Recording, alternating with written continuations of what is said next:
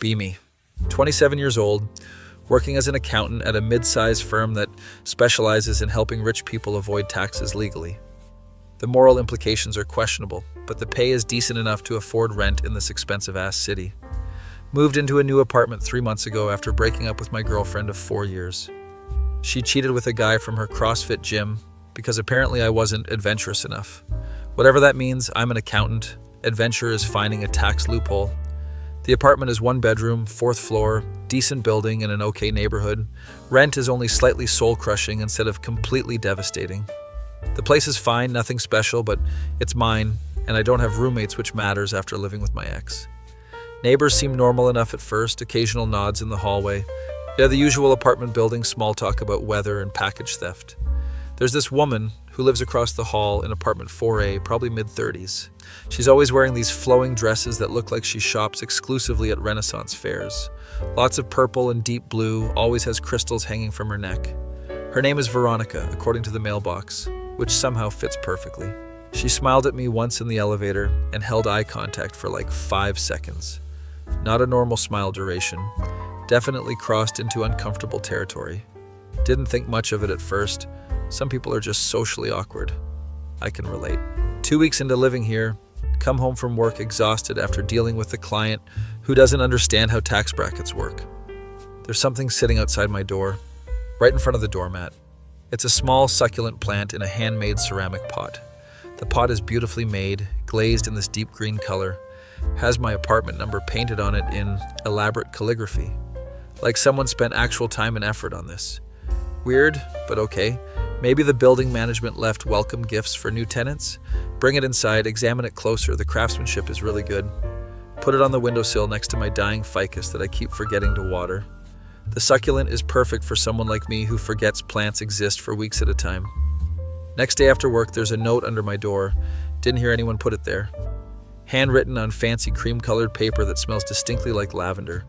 Who the hell perfumes paper? The note says, "Welcome to the building. And hope you enjoy your new home and find peace here, from a friend." No signature, no apartment number, just a friend, written in the same elaborate calligraphy from the pot. Slightly weird, but not alarming yet. Probably just a nice neighbor doing a welcoming thing. Tell my friend Chris about it over lunch at our usual sandwich place. "Dude, someone left you a plant with a scented note?" "Yeah, handmade pot too, actually really nice quality." That's either really sweet or the beginning of a horror movie. You watch too many thrillers. Or you're not paranoid enough. This is definitely weird. It's a plant, Chris, not a severed head. Yet, it's not a severed head yet.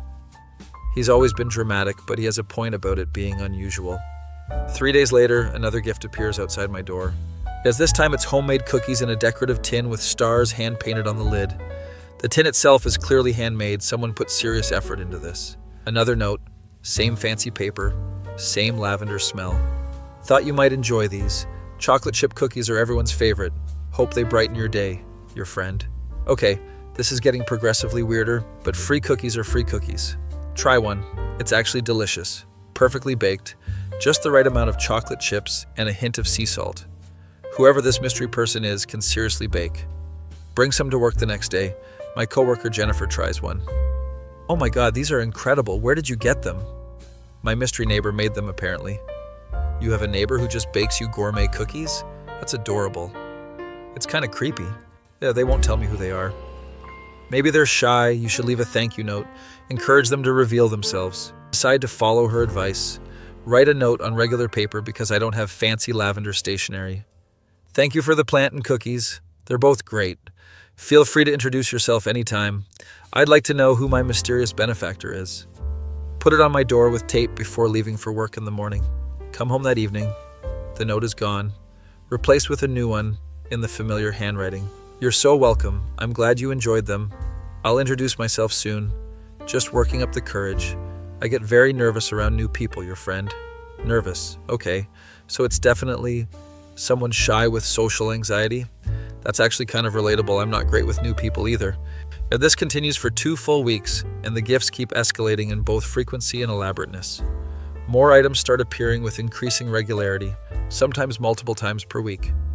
A handmade bookmark with my initials embroidered on it in silver thread must have taken hours. A small canvas painting of the city skyline at sunset. Actually pretty good quality. Could sell this. A jar of homemade strawberry jam with a handwritten recipe card explaining how it was made. Fancy artisanal soap that smells like sandalwood and cedar, wrapped in handmade paper. A knitted coaster set in colors that somehow match my living room that this person has never seen. Each gift comes with a note, always calling themselves your friend, always on the scented lavender paper. And I'm starting to get genuinely concerned because this is a substantial amount of effort and resources for someone I don't know. Chris thinks the whole situation is absolutely hilarious. Dude, you definitely have a secret admirer. This is like a romantic comedy. This is creepy, not romantic. This is stalker behavior. It's only creepy if they're ugly. If they're attractive, it's romantic. That's a terrible double standard, and you know it. I don't make the societal rules. I just observe them and report back. Decide I need to figure out who this is before it escalates further. Start paying much more attention to my neighbors, trying to spot patterns. There's an elderly couple in 4B, the Hendersons. They smile and wave, seem completely normal and friendly. A young guy in 4C who's always wearing expensive headphones, that barely acknowledges anyone's existence. A family with 2 loud kids in 4D, always chaotic, definitely too busy for elaborate gift making. And Veronica in 4A right across from me, the Renaissance fair crystal lady. She's the only one I haven't really interacted with beyond that weird elevator smile weeks ago. Start noticing patterns. She's always around when I come home from work. Like suspiciously, consistently, always around. Taking out trash right when I get home. Checking her mail when I check mine. Leaving her apartment the exact moment I arrive. It's starting to feel less like coincidence and more like coordination. One evening I come home earlier than usual, like 4 p.m. instead of my normal 6:30 p.m. Decided to leave work early because I finished everything and my boss was already gone. No gift on my doorstep, completely empty. A very interesting data point. Next day I come home at my normal time. There's a gift waiting. It's a hand-knitted scarf in a deep burgundy color. Really nice quality yarn. The note says, "Noticed you shivering at the bus stop last week. Thought you could use something warm. Stay cozy, your friend." Hold on. This person saw me shivering last week? This person is actively watching me and taking notes about my physical state. This has officially crossed from quirky into genuinely concerning territory. Set up my phone to record my doorway the next day while I'm at work. Prop it up on a shelf inside my apartment. Angle it to see through the peephole area. Leave for work at my normal time. Heart racing a bit from anticipation. Check the footage when I get home that evening. Fast forward through hours of empty hallway. Then at exactly 5:35 p.m., there she is, Veronica, in her flowing purple dress, carefully placing a small wrapped package outside my door. She looks around nervously multiple times, touches the package gently like it's precious, then hurries back to her apartment. The whole interaction takes maybe 20 seconds, but it's definitely, unmistakably her. I have video evidence of my mysterious gift giver. Immediately call Chris. Need to process this with someone. It's the Renaissance fair lady from across the hall. I have video proof. Okay, first question. Is she hot? That is not the relevant question here, Chris. It's definitely part of the relevant questions. Rate her on a scale of 1 to 10. I don't know, 7, 8 maybe. That's not the point. So she's attractive, and she's been leaving you handmade gifts. Sounds like you won the neighbor lottery. She's been watching me. She knew I was cold last week. She knows my schedule. Okay, that part is slightly concerning. What are you gonna do? I don't know. Confront her? Tell her to stop? Call the police? Maybe just talk to her like a normal human first. She's clearly socially awkward, not necessarily dangerous. He might have a point, but this still feels really wrong. Decide to leave a note on my door asking her to stop. Try the diplomatic approach first. I appreciate all the gifts, but it's becoming a bit much. If you want to talk to me, we can just have a normal conversation like neighbors. Please, no more gifts. It's making me uncomfortable. Tape it to my door. Hope this resolves the situation without confrontation. Next day, there's a response note. Jada, the handwriting looks shakier than usual. I'm so incredibly sorry if I made you uncomfortable. That was never my intention. I just wanted to be nice and welcoming. I struggle with direct social interaction. I'll stop with the gifts immediately, but please, can we talk? I really need to explain myself. Apartment 4A, anytime after 7 p.m., Veronica. So it is Veronica, and now she wants to have a conversation. This could go several different ways, most of them potentially awkward or weird. Text Chris for advice. She wants to talk face to face. Should I go? Obviously, yes, I need to know how this story ends. Do it tonight and give me a full report. What if she's actually unhinged? Text me every 10 minutes with a code word. It's if I don't hear from you, I'll call the cops. That's not as reassuring as you think it is, but okay. The code word is pineapple, because nobody uses that word in normal conversation. Fine, pineapple it is. 7:30 p.m., standing outside apartment 4A, second-guessing every decision that led me here. Take a deep breath, knock on the door firmly. Veronica answers almost immediately like she was standing right there waiting. Hi, thank you so much for coming. Please come in. Her apartment is exactly what you'd expect from someone who dresses like a medieval fortune teller. Crystals literally everywhere, on every surface, hanging from the ceiling, in bowls on tables. Tapestries covering the walls with moons and stars and mystical symbols. Incense burning in the corner. Smell is overwhelming. Some kind of sandalwood mixture. There are plants in every available corner and on every shelf, thriving unlike my sad, dying ficus. It's like stepping into a New Age shop or a witch's cottage from a fantasy movie. Sorry about the clutter. I wasn't really expecting company. I don't have many visitors. This is not clutter. This is a carefully curated aesthetic lifestyle choice. It's fine. Interesting place. Very unique. Thank you. Please sit anywhere. Can I get you some tea? I have a wonderful herbal blend. Sure. Tea sounds fine. She disappears into what I assume is the kitchen. I'm sitting on a velvet purple couch. There are tarot cards spread out on the coffee table in front of me. Books about astrology and crystal healing stacked everywhere. A cat I didn't notice before jumps up next to me, black with green eyes, very witchy. That's Shadow. He's friendly. He loves new people. She returns with tea in delicate cups painted with crescent moons. We sit in awkward silence for a moment, both holding our moon cups. I'm really glad you came. I know I've been weird and I want to explain. Yeah, the gifts were a lot.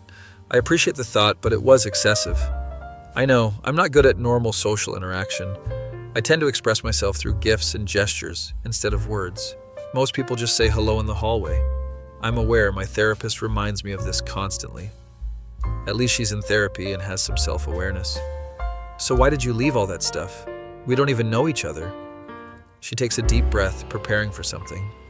Because I had a vision about you the night you moved in. Oh no. A vision. Yes. And I drew tarot cards that evening and you appeared in the reading very strongly. This is so much worse than I thought. I don't really believe in tarot or psychic visions. That's completely fine. You don't have to believe, but I do.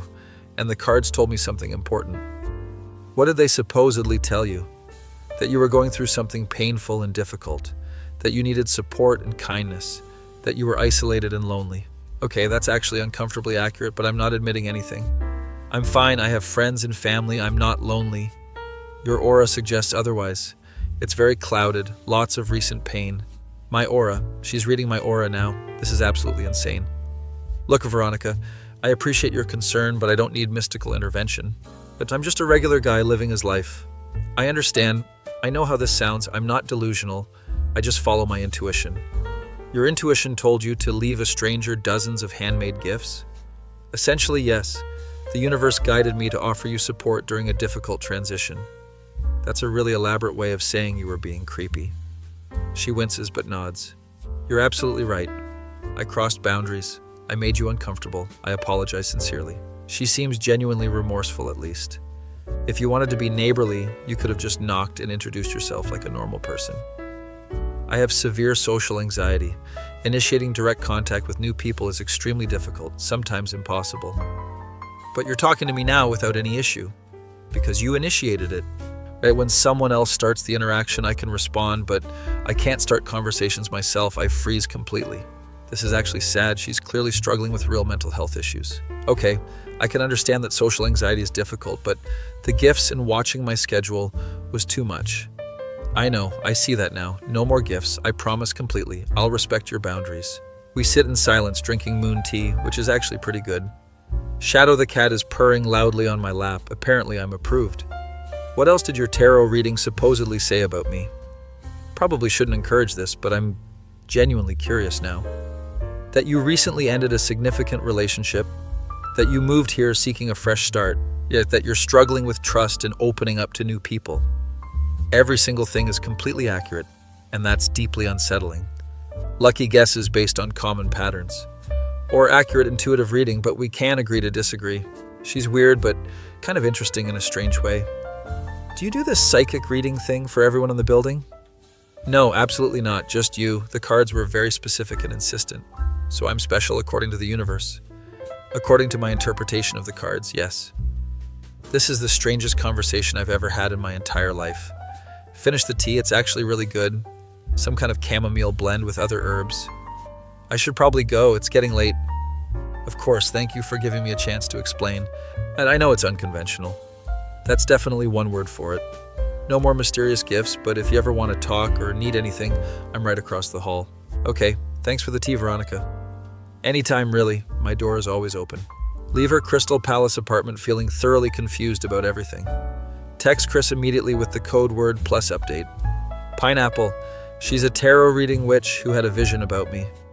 What the actual hell? She thinks the universe told her I needed friendship and support. That's genuinely insane, but also kind of sweet. She's harmless, but definitely eccentric. Severe social anxiety, uses gifts to communicate. So are you going to be friends with the witch? I don't know, maybe. If she apologized and seems self-aware about being weird.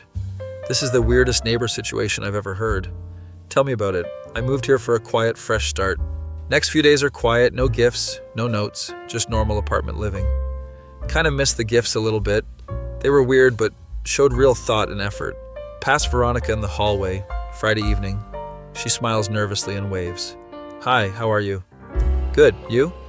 Doing well? Have a nice evening? That's it, normal polite neighbor interaction. No weirdness.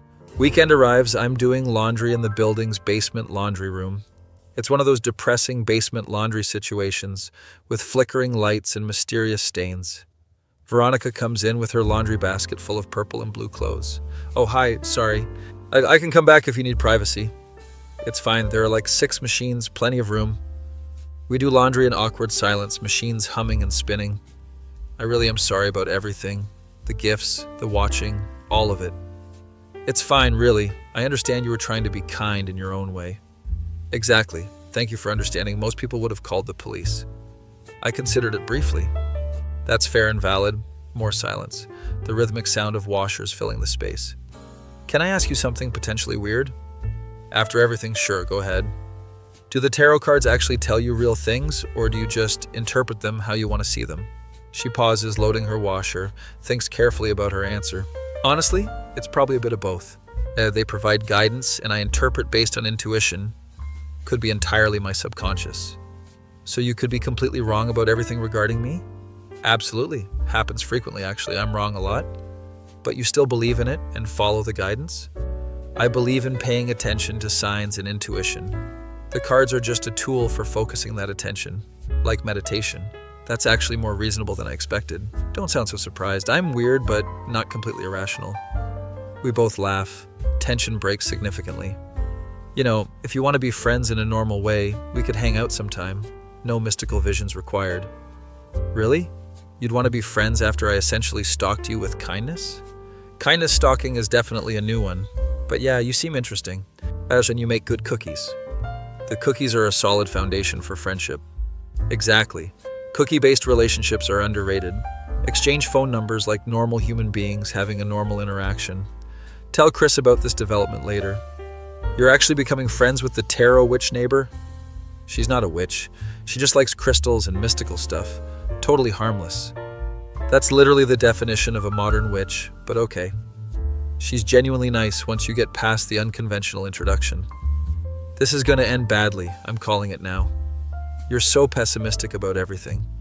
I prefer the term realistic. There's an important difference. Following weekend, Veronica invites me over to watch a movie. She promises to be completely normal, whatever that means for her. Show up Saturday evening. She has popcorn and regular snacks from actual stores. See, I can do normal, no homemade artisanal anything. I'm genuinely proud of you. We watch a horror movie. She provides running commentary about the supernatural elements. That's not at all how hauntings work, completely inaccurate. You're an expert on supernatural hauntings? I've read extensively on the subject, studied folklore and paranormal phenomena. Of course you have, why wouldn't you? It's actually fun. She's funny and interesting when she's not being creepy with gifts. Movie ends around 11 p.m. She's getting ready to head back across the hall. Thanks for giving me a chance after such a weird beginning. Everyone deserves a second chance, plus you make really good tea.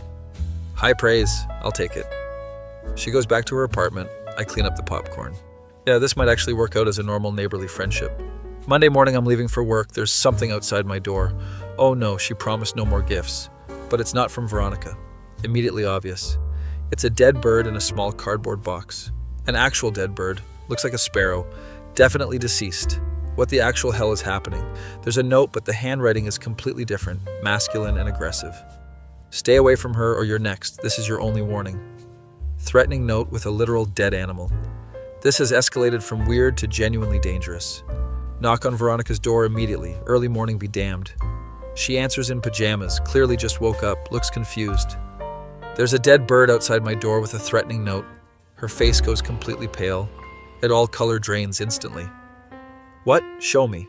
Show her the box and note. She looks absolutely horrified. Oh my God, that's not from me. I swear on everything. I know your handwriting. This is different. Who else would do this? She sits down on her couch, starts shaking slightly.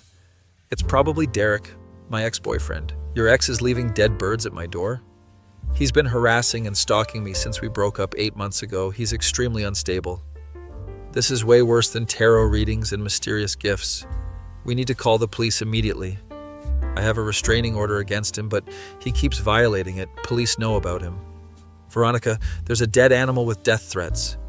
I know, I'm so sorry. This is entirely my fault for involving you. We call the police. They arrive within 20 minutes. Take the bird and note as evidence. Older officer looks tired, like he's seen this before.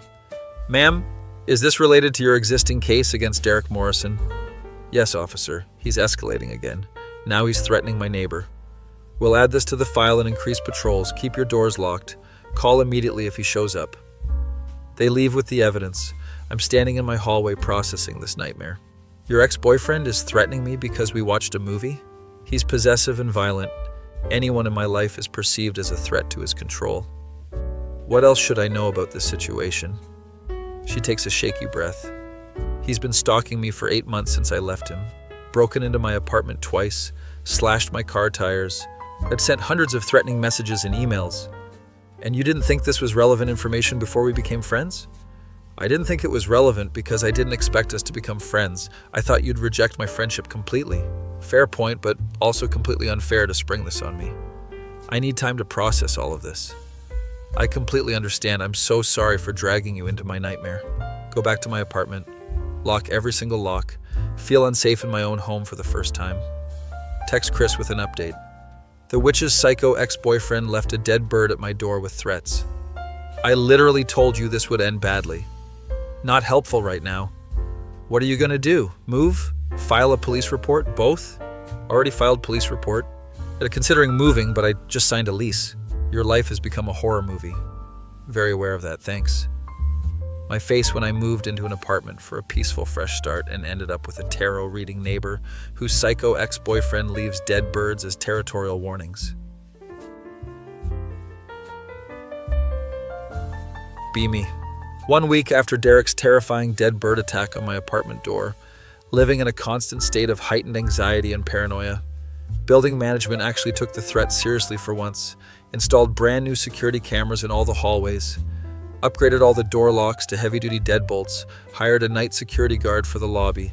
The guard's name is Frank. He's around 60 years old, retired police officer, takes his job very seriously. Nobody's getting past me on my watch, he says while eating a meatball sub at 2 a.m. Not exactly the most inspiring image of security, but better than absolutely nothing. Derek got arrested 2 days after the bird incident, caught on security camera footage at a gas station 3 blocks from the building. Cops picked him up without incident, and he's currently being held on multiple violations of the restraining order, plus property damage and threats. Veronica seems relieved but still constantly scared and looking over her shoulder. He'll get out eventually. He always manages to get out. His family has money for lawyers. Maybe this time they'll actually keep him locked up longer because of the escalation. The system doesn't work the way it should. I've learned that the hard way over these months. Threatening someone with a dead bird seems pretty serious. You'd think, but rich people with good lawyers get away with a lot. We've been hanging out more frequently, partially for mutual safety reasons, partially because we genuinely get along. She's been teaching me about crystals despite my complete skepticism. This black tourmaline is specifically for protection. You should keep it by your front door. It's literally just a rock, a shiny black rock. It's a blessed and charged protection stone. You're telling me you blessed a rock? Yes, during the full moon last week with specific intentions. That's still just a rock that you talked to. Your skepticism is noted and completely ignored. Take the rock. I take the rock because arguing is pointless. Chris thinks this entire situation has become my personal entertainment reality show. So let me get this straight. You're friends with a witch and her violent ex wants to murder you? He doesn't want to murder me, probably just threaten and intimidate me. That is not even slightly better. I'm very aware of how bad this is. You should seriously move, like immediately. Yeah, this is not worth whatever rent you're paying. I just signed a year lease 3 months ago. Breaking it would cost thousands in penalties. You can't put a price on not being murdered by a jealous psychopath. He has an extremely valid point, but moving feels like letting Derek win somehow. 2 weeks of relative peace and quiet. Derek is still in jail, awaiting his court hearing. Veronica and I have established a daily safety check-in routine. She knocks on my door every single morning before she leaves for work at her bookstore job. Still alive? Unfortunately, yes. You? Sadly, also alive. Dark humor has become our primary coping mechanism for this situation. She's actually really cool and interesting once you get past the initial Crystal Witch aesthetic. We watch movies together a few times a week, play complicated board games. She's teaching me tarot even though I insist it's complete nonsense. Pick 3 cards from the deck, don't think too hard. Draw 3 completely random cards, have no idea what they mean. The Tower, Death, and the Fool. Wow, that seems extremely bad.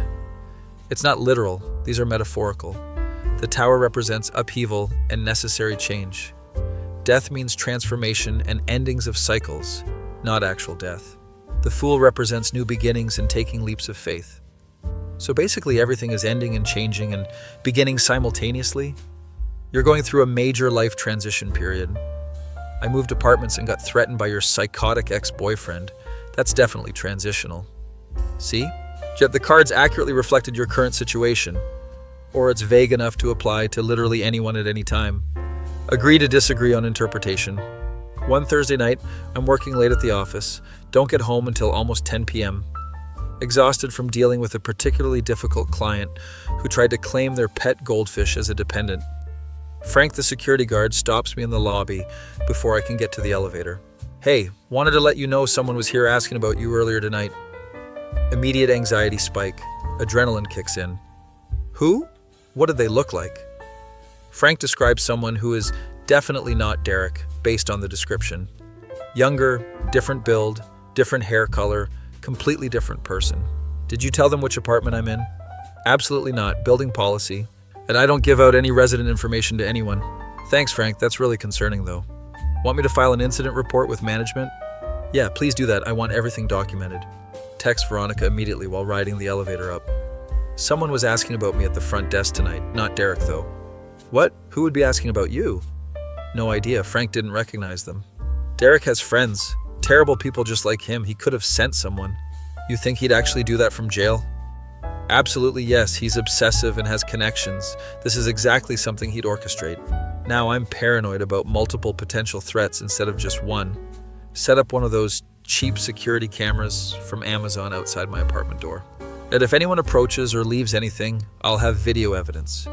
Spend the next day at work completely unable to concentrate. Keep checking the camera feed on my phone. Nothing unusual happening.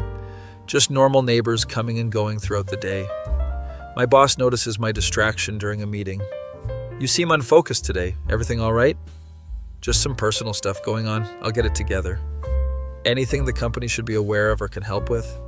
Neighbor dispute? Nothing work-related. I'll handle it. Okay, we'll try to stay focused. We have the Johnson audit coming up. Easy for him to say. He's not being stalked by proxy. Veronica brings me homemade soup for dinner that night. Chicken and vegetable. You look stressed and exhausted. Thought you could use actual food. You're not wrong. And I've been living on coffee and vending machine snacks. We eat soup together in my apartment and watch a mindless comedy to distract from stress. I'm really genuinely sorry I dragged you into all my horrible drama. It's not your fault your ex is a controlling psychopath. I should have warned you about the situation before we became actual friends. Would that really have changed anything? Probably not, but at least you would have been mentally prepared. Nothing could have prepared me for dead birds. That's not a preparable situation. She laughs despite everything. It's good to hear her smile. You're handling all of this better than most people would in your position. I'm dead inside from years of accounting work, yet this is just a different flavor of nightmare. Accountant humor is surprisingly dark. All accountant humor is dark. We deal with taxes and angry rich people daily. Weekend finally arrives. Decide we need to do something normal to feel less like prisoners. Want to go to that farmer's market downtown? Get out of the building? In public? With actual other people around? I know, radical concept, actually leaving our secure location. What if Derek somehow got out of jail? I checked the court records online this morning. He's still locked up awaiting trial. You're checking court records regularly now? I've become paranoid and thorough about everything. It's my new personality. We take the bus to the farmer's market. Feels good to be out in sunshine. Normal people doing normal weekend things. Buying vegetables and artisanal bread, no threats or dead animals. Veronica immediately finds a vendor selling crystals, because of course there's a crystal vendor. I already have approximately 1 million crystals in my apartment. One can never have too many crystals, that's impossible. That is objectively, demonstrably not true. She buys 3 more crystals anyway. I buy fresh bread and some vegetables. Pretending life is normal and safe feels really good. Walking back toward the bus stop, I notice a guy watching us from across the street. Not casually watching, intensely staring, focused entirely on us. Don't look now, but there's someone staring at us from across the street. Where exactly? I specifically said, don't look. She looks anyway immediately, goes visibly pale. That's Marcus, Derek's best friend from college. They're like brothers. Should we run right now? No, just keep walking normally. Don't let him see that we're scared or intimidated. We walk faster without actually running, trying to look casual. Get back to our building. Frank is thankfully at the front desk. Frank, there's a guy who is following us, friend of Derek's. Still might be outside. Where? Point through the glass front door as Marcus is standing across the street, still watching the building. Want me to call the police? Yes, please, immediately. Frank calls it in, explains the situation to dispatch. By the time police officers arrive 10 minutes later, Marcus has disappeared. Give detailed description to the officers. They take notes and photos. It will increase patrols in this area and add this to the existing case file. Standard response that doesn't feel particularly helpful or reassuring. Back in my apartment, adrenaline wearing off, starting to crash hard. This is completely insane. We can't live like this indefinitely. I know, I'm so sorry. What does Derek even want at this point? Control, punishment for leaving him, elimination of any perceived threats to his obsessive claim on me. I'm not even a romantic threat. We're literally just platonic friends. Doesn't matter to him at all. Any man in my life is automatically a threat. That's absolutely psychotic behavior. Yes, that's precisely why there's a restraining order. We sit in silence for a while, both processing everything. Yeah, maybe you should get a protective order against Derek and Marcus too. Does that actually help in reality? No, not really, but it creates documentation and legal consequences for violations. Decide to file for a protective order against both Derek and Marcus. Courthouse the next week is depressing, full of people with similar nightmare stories. Judge grants the temporary protection order, hearing scheduled for next month. Avoid all contact with the respondents. Call police for any violations immediately. Yeah, that's been the plan this entire time. Tell Chris about the Marcus following situation. There are 2 psychos now? Apparently Derek has assembled a whole crew of unstable people. You need to move immediately. This is way beyond normal neighborly disputes. I literally cannot afford to break my lease right now. You can't afford to get murdered either. That's also expensive. Why is everyone so obsessed with me potentially dying? Because there are literal credible death threats. He's completely right, but I'm too stubborn and broke to move. 3 weeks after the original dead bird incident, Derek makes bail somehow. Veronica gets an automated notification on her phone. He's out, but wearing an ankle monitor. He's out of jail. What? How is that even possible? His expensive lawyer argued he wasn't a flight risk. Judge actually agreed. He literally violated a restraining order multiple times. I know, but he's out now. It has to stay 500 feet away from me and this building. 500 feet is not nearly enough distance for comfort. Completely agreed. Immediately go into high alert security mode. Double check all locks constantly. Keep pepper spray on me at all times. Vary my daily schedule unpredictably. Veronica does the same. We coordinate walking to and from the parking garage together. We're like a traumatized buddy system. A trauma-bonded buddy system specifically. The best kind. forged in dead birds and court appearances. 2 days after Derek's release, I go out to my car in the morning. Long, deep scratches down both sides, vandalism carved into the paint. Stay away carved prominently into the hood, deep enough to damage metal. Check building security footage immediately. It's Marcus wearing a dark hoodie, and his face is partially visible in one frame, definitely identifiable. File another police report, add it to the growing mountain of evidence. We have him clearly on camera committing the crime. Doesn't really matter, he'll claim it wasn't him. Lawyers will argue the footage is unclear. His face is literally visible in the video. Welcome to the justice system. It's fundamentally broken in many ways. Insurance covers most of the car damage, but I have to pay $500 deductible. $500 out of pocket because Derek's friend decided to vandalize my property. This is getting both expensive and increasingly dangerous. Veronica offers to pay for the damages. This is happening because of me and my situation. It's because of Derek, not because of you. You're a victim. Same thing, I feel guilty anyway. Don't waste energy on guilt. As direct it toward protection and safety. I could sage the building? I don't think sage is going to stop a violent stalker. Worth trying, can't hurt. She actually does sage the entire hallway. Frank watches with confusion. What exactly are you doing? Spiritual cleansing for protection. Does that actually work? Can't hurt, might help. Fair enough, carry on. My boss notices my performance slipping at work again. You've been distracted for weeks now, what's going on? Some serious personal issues, I'm handling it, but it's affecting focus. Anything I should be concerned about from a company perspective? Neighbor harassment situation, nothing work-related. Police are involved. Okay, well try to compartmentalize, we need you focused. Easy for him to say from his safe suburban house. 1 month after the initial incident, Derek violates his bail conditions spectacularly. Shows up at Veronica's workplace, the independent bookstore downtown where she works. She calls 911 immediately. He runs before cops can arrive. His ankle monitor data shows he was definitely there, clear violation of the restraining order. He'll definitely go back to jail now after this. Hopefully for significantly longer this time. Derek is arrested that same night at his mom's house, held without bail this time. Judge is very unhappy about the workplace violation. He's going away for a while. How long are we talking? Lawyer estimates minimum 6 months, possibly up to 2 years depending on the trial. That's at least something positive. We actually celebrate with wine and Chinese takeout food. To Derek being locked up, to not being constantly terrorized, clink glasses, and I feel genuine relief for the first time in weeks. What about Marcus though? What about him specifically? Is he going to continue this harassment campaign without Derek? Hopefully not. Without Derek actively directing him, he might actually stop. Or he might escalate further on his own. You're such an optimist about everything. I'm a realist who's had his car vandalized. Next 2 weeks are completely quiet, no incidents, no threats, no Marcus sightings. Starting to feel like maybe this nightmare is actually ending. Chris remains skeptical about everything. It's been 2 weeks. That's not long enough to declare total victory. Let me have this brief moment of peace. Fine, enjoy your false sense of security while it lasts. You're genuinely the worst friend sometimes. I'm the most brutally honest friend. Yeah, there's a difference. 2 weeks of peace somehow turns into a full month.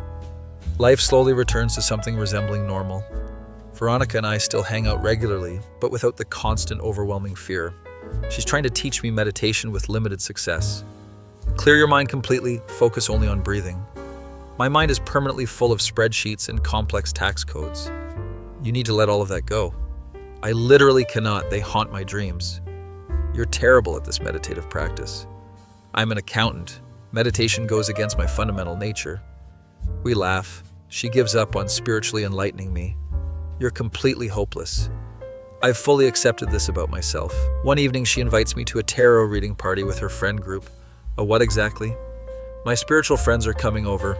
We're doing readings for each other, it's fun. That genuinely sounds like my personal hell. Come on, it'll be fun, you might actually enjoy it. I absolutely will not enjoy it. Please? I want you to meet my friends, they're all asking about you. What have you told them about me? That my neighbor helped save me from my abusive ex and now we're close friends. I didn't save you, I just called 911 multiple times. Same thing in my book of definitions. Reluctantly agree to attend this tarot party.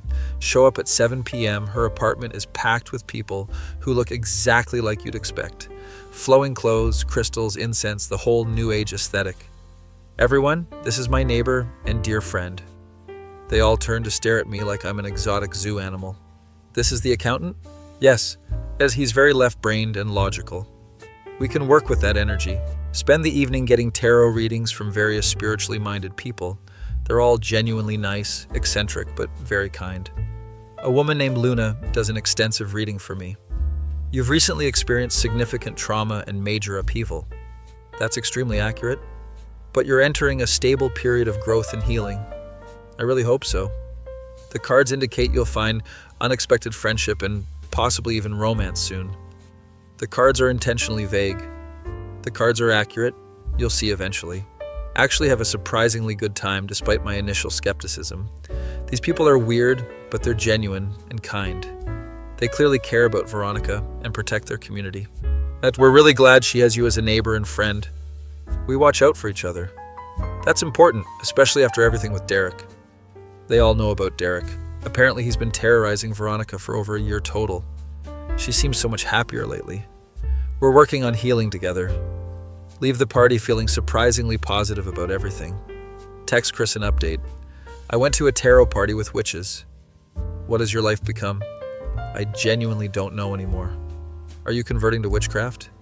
Absolutely not, but the people were nice. You're going soft. Maybe a little bit. 2 months after Derek's arrest, his trial date is finally set. Veronica has to testify. She's absolutely terrified about it. What if the jury doesn't believe me? They have mountains of evidence, camera footage, police reports, restraining order violations. What if his lawyer makes me look crazy? Then I'll testify too and corroborate everything. You don't have to do that. Yes, I do? He terrorized both of us. I'm involved. Trial day arrives. Courthouse is intimidating and imposing. Derek is there in an expensive suit, looking completely normal and harmless. That's the scariest part. He looks like a regular person. Veronica testifies first, describes months of escalating harassment in detail.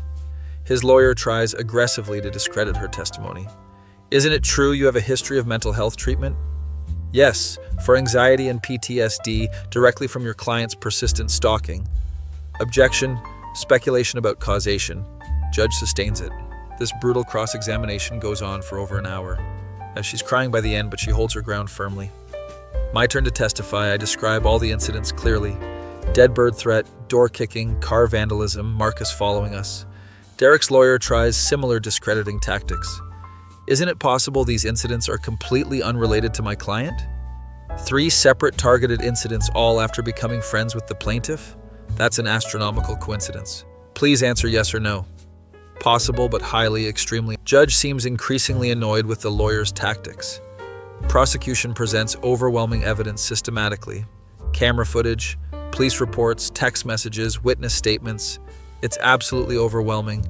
Derek is clearly guilty. Jury deliberates for exactly 3 hours. Guilty on all counts. Stalking, harassment. It's multiple restraining order violations, property damage, terroristic threats. Sentencing is scheduled for 2 weeks from now. Veronica cries with overwhelming relief.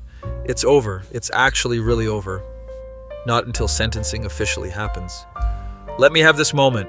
We celebrate with terrible diner coffee. To justice actually being served. To not living in constant fear. Clink terrible coffee mugs together. Sentencing day finally arrives. Derek gets 2 years in prison, plus 5 years supervised probation after release. Must stay away from Veronica permanently. No contact order is indefinite. Marcus separately gets 6 months for the vandalism, also has a permanent no contact order. 2 years isn't nearly enough. It's better than nothing. And when he'll have a permanent criminal record now. I guess that's something. Walking out of courthouse, feel physically lighter than I have in months. Veronica is actually genuinely smiling. I can't believe it's really truly over. Believe it, you're finally free. We're free. What are you going to do now? Live my life without constantly looking over my shoulder. That sounds incredible. What about you? Probably keep being your friend. Maybe let you teach me more about crystals. Really? I mean, they're still just rocks, but if it makes you happy. She hugs me tightly, crying happy tears. Thank you for not running away when everything got scary.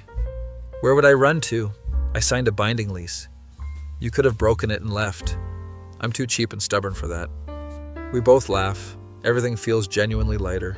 That's that feeling when your weird witch neighbor's psycho ex terrorized you both, but you survived together and came out with a solid friendship and newfound appreciation for boring, peaceful normalcy. Be me. 6 months after Derek's sentencing, life has achieved a level of normalcy I genuinely didn't think was possible after everything. Still living in the same apartment building. Still close friends with Veronica.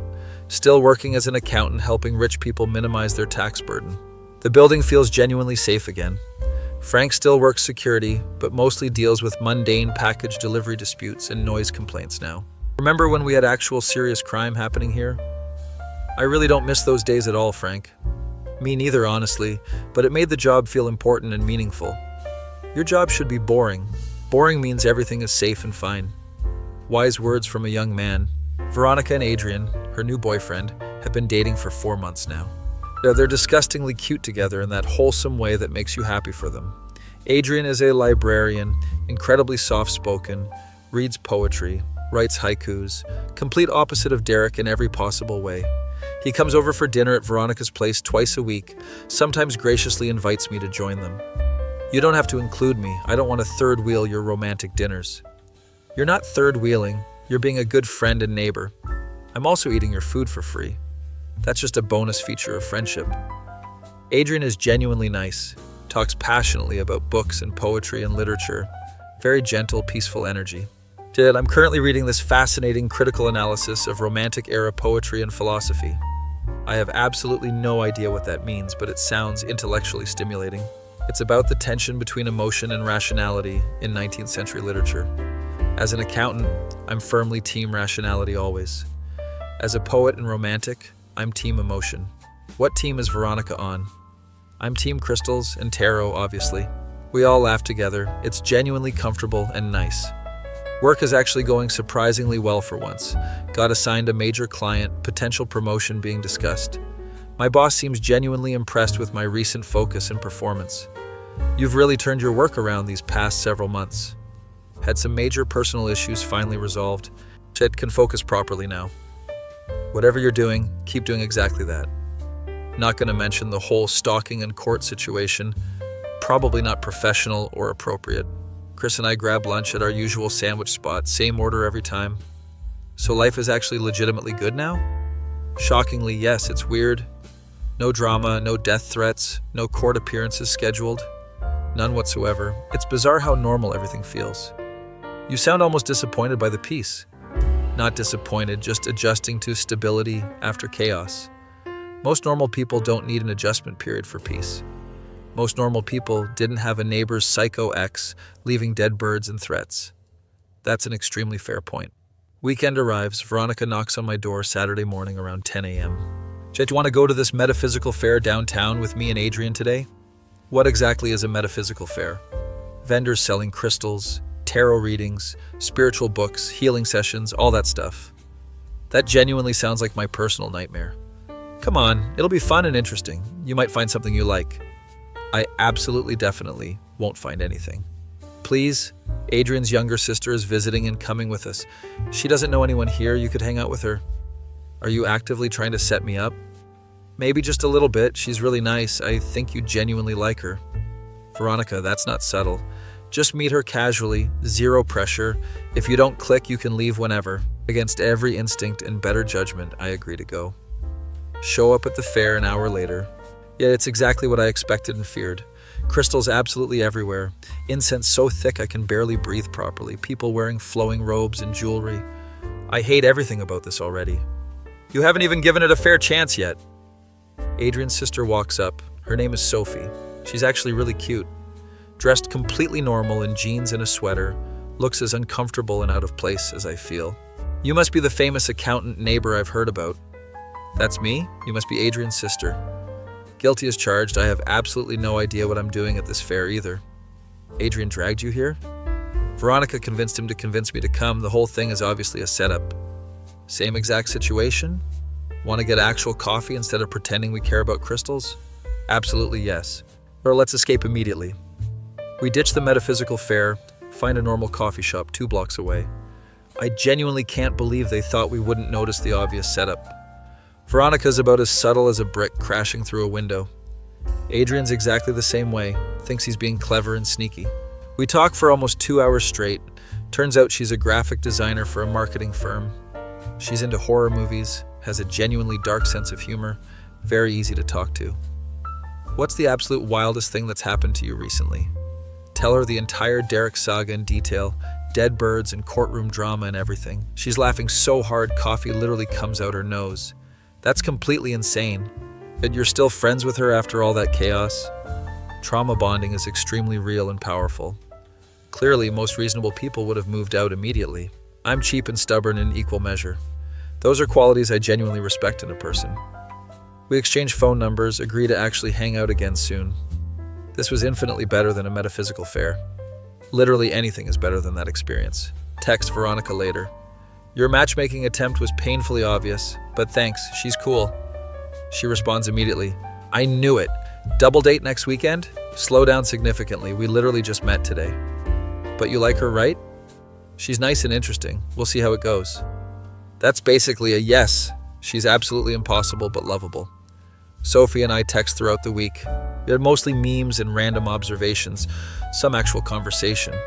She's funny and smart, easy to talk to, doesn't think I'm crazy for the whole stalker situation. If anything, the stalking thing makes you more interesting than average. Most people think it makes me a magnet for chaos and drama. I've had enough boring in my life. Chaos is interesting. I've had quite enough chaos for a lifetime. Understandable. How about medium-level chaos? Medium chaos I can probably work with. We go on an actual proper date Friday night, dinner at a Thai place, and then a horror movie. She picks the movie, we both talk through it loudly, pointing out obvious plot holes. Why would she possibly go into the dark basement alone? Seriously, nothing good has ever happened in a horror movie basement. Horror movie characters have absolutely zero survival instinct. If this was real life, we'd both survive easily.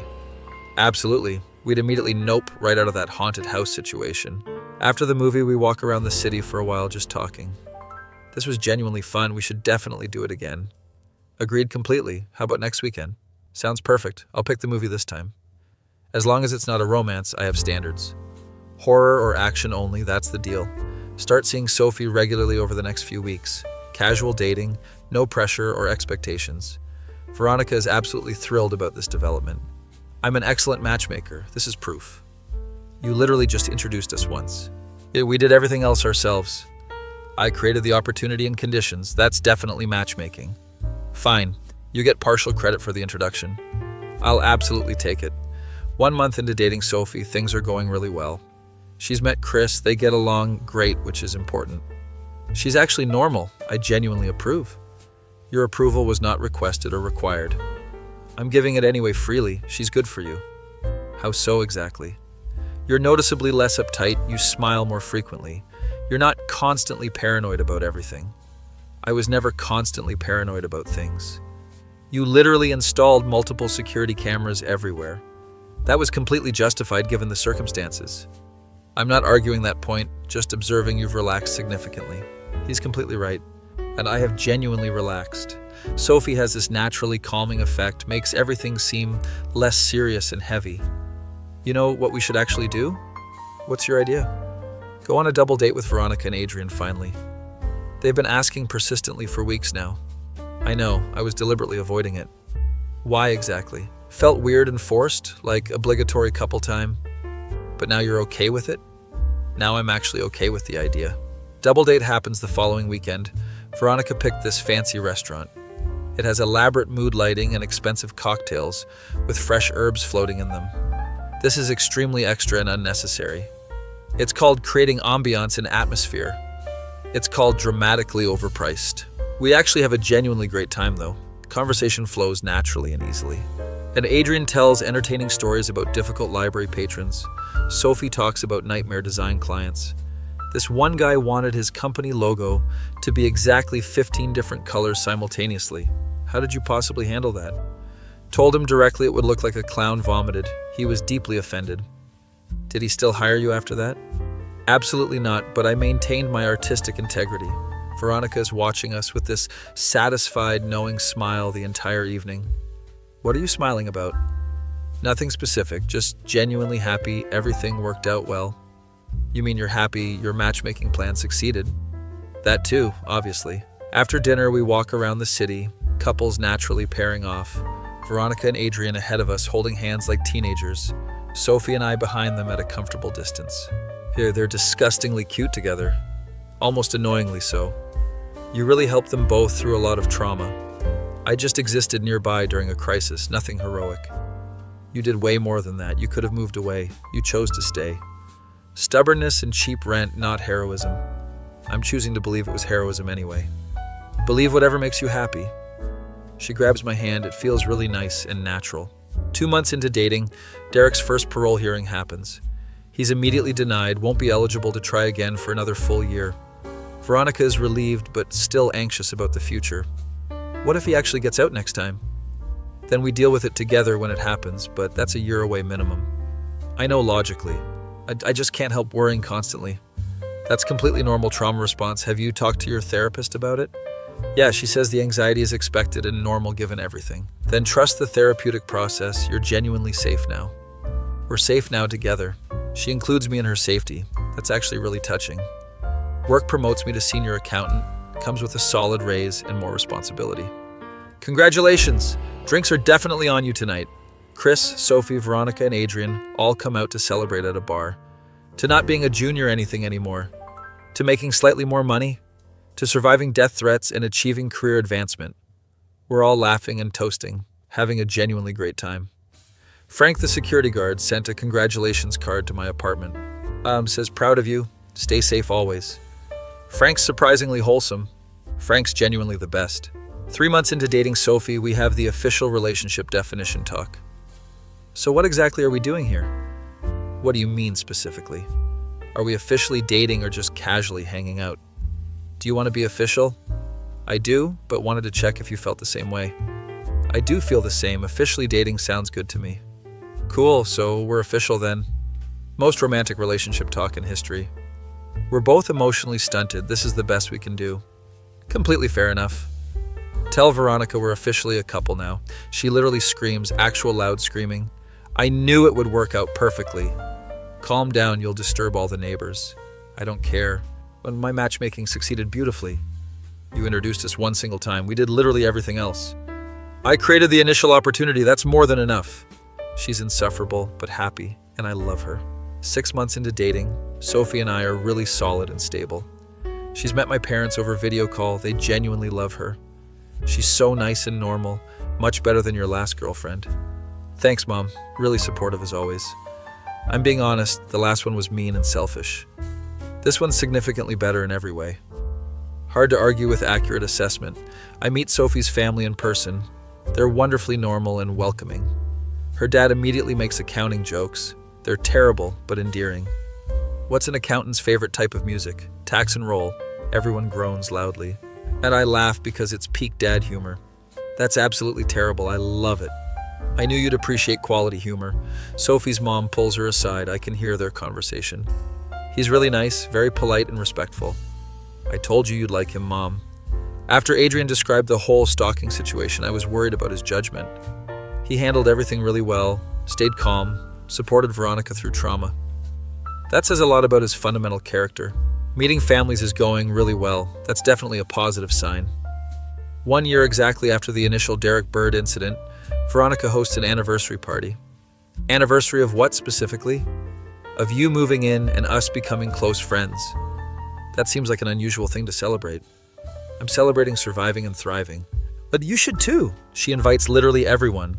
Our whole combined friend group, neighbors, even Frank.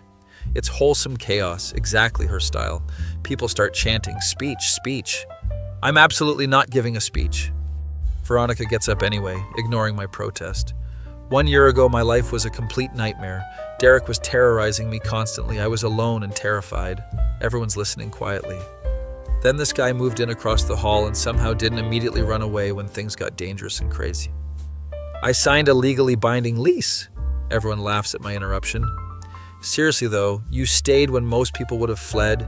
You called the cops, you testified in court, you became a real, genuine friend. You're going to make me emotional in public. Too late, I'm already crying. She is actually crying, and Adrian hands her tissues. To friendship, to safety, to new beginnings and second chances. Everyone toasts together. I'm genuinely deeply touched. Later, Sophie and I are out on Veronica's small balcony alone. That was really sweet. Veronica's overly dramatic, but completely sincere always. You really did help her tremendously. We helped each other. I learned a lot about boundaries and real friendship. And apparently tarot too. I still think it's complete nonsense, but I appreciate the sentiment behind it. That's genuine growth and maturity. We kiss with city lights twinkling in the background, party music drifting from inside. I'm really glad you moved into this specific building. Me too, despite the dead birds and court appearances. Those really add memorable flavor to the relationship story. Our eventual kids will love hearing this story. Wait, did she just casually mention future kids? Eventual kids? I mean, hypothetically, in the distant future, if that's something we both want eventually. It is something I want, just surprised you brought it up. Good surprised or bad surprised? Definitely good surprised. We smile at each other like complete idiots. 1 year and 3 months after moving in, life is genuinely stable and good. Work is going great, relationship is strong and healthy, friendship with Veronica is solid. Derek's still safely in prison, won't be out for at least another 8 months minimum. Even when he eventually gets out, he has strict no-contact orders and ankle monitoring. Yeah, Frank got a well-deserved raise for his excellent security work. Couldn't have done it without you folks keeping things interesting and challenging. Glad we could help make your job meaningful, Frank. Seriously though, proud of how everyone handled that terrible situation. We survived together. That's what actually matters. Chris takes partial credit for my successful relationship. If I hadn't encouraged you to go to that metaphysical fair, you wouldn't have met Sophie. You literally had nothing to do with that decision. I provided crucial moral support. You called me stupid for going. Supportive criticism, it's definitely a thing. It's definitely not a real thing. Sophie and I decide to move in together after dating for 8 solid months. Find a really nice 2-bedroom place, still in the same neighborhood area. You're deliberately staying near Veronica? She's my close friend, plus this whole area is actually nice. You've developed genuine emotional attachments to a geographic location. I've grown significantly as a person. It's weird and I don't like change. Moving day arrives, Veronica and Adrian help us move boxes and furniture. I can't believe you're leaving the building. I'm moving exactly 6 blocks away, you'll survive. It won't be the same without you directly across the hall. You have Adrian living with you now. True, but you're special. We're trauma bonded for life. That's the most romantic thing you've ever said to me. I genuinely mean it though. You're family now, chosen family. That actually makes me unexpectedly emotional. Your family too. Crazy metaphysical interests and all. We hug tightly, but both crying a little bit. New apartment is genuinely great. Way more space, better kitchen, actual proper closet space. Sophie sets up her professional design studio in the 2nd bedroom. I set up a dedicated home office for tax season preparation. We're disgustingly domestic now. Almost annoyingly so. I absolutely love it. Me too, completely. First dinner party in the new place. We invite absolutely everyone. Veronica, Adrian, Chris, Frank, some of Sophie's designer friends, some of my accounting coworkers. This is really nice. You've built an entire community. Started with a bizarre stalker situation, ended with found family. That's one way to make lasting friends. Not recommended, but it worked out well. 2 years after the initial incident, Derek gets released from prison. Veronica calls me immediately, bit panicking slightly. He's out. His ankle monitor shows he's at his mom's house across town, but he's actually out. He has strict no-contact orders. If he violates them, he goes straight back to prison. What if he tries something anyway? Then we immediately call the cops and he goes back. He'd be incredibly stupid to violate parole. He's not exactly known for intelligent decisions. That's a fair point. But you have support now. You're not alone at all. I know. Thank you for always being there. Call me immediately if anything happens, anytime, day or night. Derek stays completely away, totally away, no contact attempts. His parole officer keeps close tabs, no violations, no contact attempts, nothing. Maybe prison actually helped rehabilitate him? Or he finally realized the consequences aren't worth it. Either way, I'll take the peace. 3 years after moving into that apartment building, Life is completely unrecognizable. Got promoted again at work, now a manager with my own small team. Sophie's design business is absolutely thriving, working with major corporate clients. Veronica and Adrian got engaged, wedding planned for next spring. You're obviously going to be in the wedding party. Obviously, trauma bonding means automatic wedding party inclusion. That should definitely be printed on the invitation. Chris is seeing someone seriously, met her at a coffee shop. I'm learning about healthy relationships from watching you and Sophie. We're your relationship role models. Terrifying, but completely true. Frank retired from security work, travels with his wife now. Sends regular postcards from various exotic locations. I wish you were here. Actually, I'm glad you're not. This is my vacation. Classic Frank humor. Sophie and I start seriously looking at houses, talking concretely about marriage. Should we just get engaged? That's literally the least romantic proposal ever. I'm an accountant. Romance isn't my natural strong suit. Try again properly. I actually get down on one knee right there in our living room. Sophie, you make me genuinely happy. You support my weird friendships. You survived the stalker story without running. Will you marry me? Did you even buy a ring yet? It's in my sock drawer. I was planning this for next month but got impatient. Get the ring, then ask me again properly. I get the ring. It's absolutely perfect. Had it custom designed months ago. Okay, now propose correctly. Sophie, will you marry me? Yes? Obviously, yes. We're engaged. Tell everyone immediately. Veronica screams yet again. I'm the reason you two met! You introduced us one single time. That's all it took. She's impossible, but we love her dearly. Chris is shocked. You're getting married before me?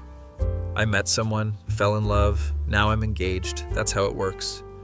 This feels like betrayal. You're being dramatic. I'm allowed to be dramatic. My best friend is engaged. He's actually genuinely happy for me, though. Planning 2 separate weddings, mine and Veronica's. We coordinate dates carefully so they don't conflict. Yours should be first. You got engaged first chronologically. But I found love through you. Yours should be first. We're actually arguing about who gets married first. Adrian and Sophie are watching this absurdity. Should we intervene? No? This is genuinely entertaining. We eventually decide Veronica goes first since she's been engaged slightly longer. Her wedding is absolutely beautiful, crystals everywhere, very her aesthetic. I cast a protection spell over the entire venue. That's nice, dear. Adrian just accepts all her quirks completely. It's genuinely sweet. My wedding is 3 months later, smaller and more traditional. Veronica does tarot readings during the reception. It's not traditional, but whatever. Nothing about our friendship has been traditional. Extremely fair point. She reads cards for Sophie and me together. The cards say you'll have a long, happy marriage, probably kids, definitely prosperity, or we'll work hard and make good, sensible choices. The cards say the same thing differently, if you insist. Married life is genuinely good, but bought a house, got a dog, living the suburban dream.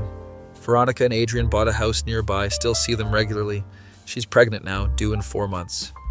Can you believe I'm going to be a mom? Honestly, no, but you'll be amazing.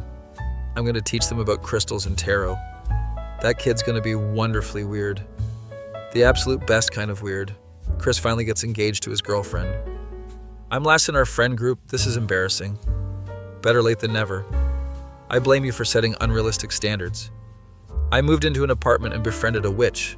That's not a replicable standard. It's definitely not. 5 years after the initial incident, sitting in our backyard, Sophie's pregnant with our first. Veronica's kid is 2 years old and adorable. Life is wonderfully full. Now, do you remember when you were terrified of me? I was never terrified, just concerned about mysterious gifts. You thought I was a dangerous stalker. You were leaving me anonymous presents and watching my schedule. I was being friendly. You had a very concerning way of showing friendliness. We laughed together. Everything's completely different now. I'm glad you didn't move away. I'm glad you were just weird and not actually dangerous. That could be my epitaph. Here lies Veronica, weird but not dangerous. Absolutely perfect. Life is genuinely good, found family, healthy relationships, real stability, all because I moved into an apartment and didn't run away when things got weird. Sometimes the absolute weirdest beginnings lead to the best outcomes. My face when weird gifts from my eccentric neighbor led to lifelong friendship. to meeting my wife, building a community, and learning that sometimes you have to survive chaos to find peace. That feeling when you realize all the strange and scary moments were actually leading you exactly where you needed to be. Moved in for a fresh start, clean slate. Found a plant outside my door. Handmade pots, sending notes. Someone's watching, keeping score. Cookies, scarves, and paintings too. She won't tell me who she is. Turns out it's the crystal witch who had visions about my life. Then a dead bird showed up with a note that said stay away. Her psycho ex wants me gone. I just wanted peace and quiet. Got a stalker situation, tarot cards and death threats. This is not what I signed up for. Dead birds and restraining orders. Court dates with my neighbor. Somehow we became family. Frank the guard, Derek's in jail. Marcus slashed my car. Security cameras everywhere. Living life behind locked doors. Testified in court today. Jury said he's guilty. 2 years, but is that enough? When he gets out, will we be safe? Met someone at a crystal fair. Running could set me up. Found love in the chaos. Built a family from the fear. Dead birds, dead birds, court dates, family.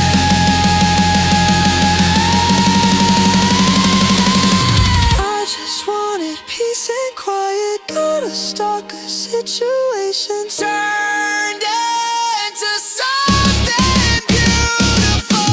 Weddings, kids, and healing. Dead birds led to found family. Trauma bonding made us stronger. Sometimes chaos brings you home.